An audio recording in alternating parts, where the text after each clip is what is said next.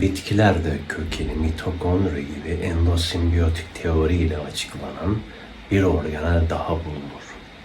Kloroplast.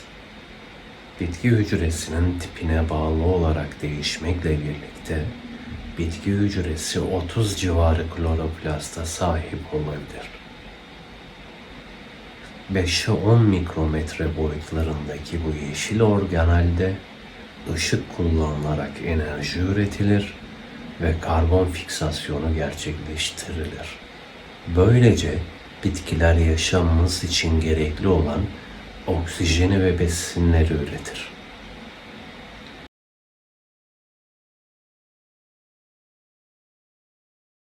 Kloroplast da mitokondri gibi çift membran ile çevrili olmakla beraber krista yapıları bulunmaz. Ayrıca kloroplast mitokondride bulunmayan bir iç tilakoid membran sistemine sahiptir. Tilakoid diskler üst üste dizilerek granum adı verilen yapıları oluşturur. Işık reaksiyonları ve oksijen üretimi burada gerçekleştirilir.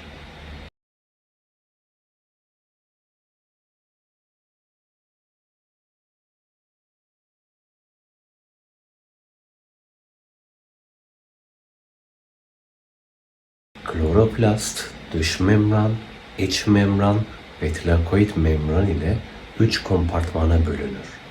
Membranlar arası alan, stroma ve tilakoid lümen. Kloroplastın ihtiyaç duyduğu proteinlerin çoğu sitoplazmadan sağlanır. N-terminalde transit sinyali taşıyan proteinler kloroplast membranındaki TOK ve TIK kompleksi aracılığıyla kloroplasta alınır.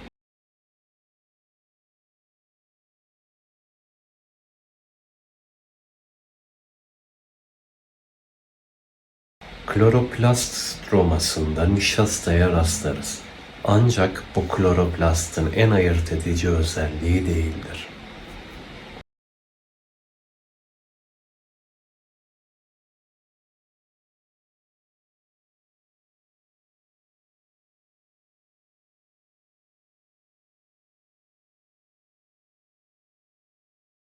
Kloroplastın stromasında 120.000 ile 160.000 nükleotit uzunluklarında kendisine özgü halkasal genom bulunmaktadır. Diğer ihtiyaçlarını bu genomdan sağlamaktadır.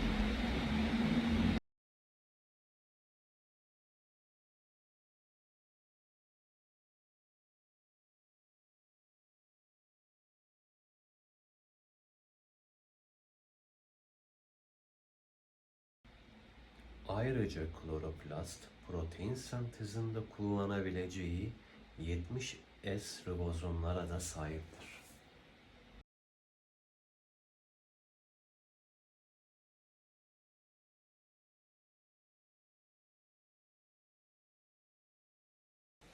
Karbon tutma reaksiyonlarında kullanılan Rubisco ise kloroplast stromasında en çok bulunan proteindir.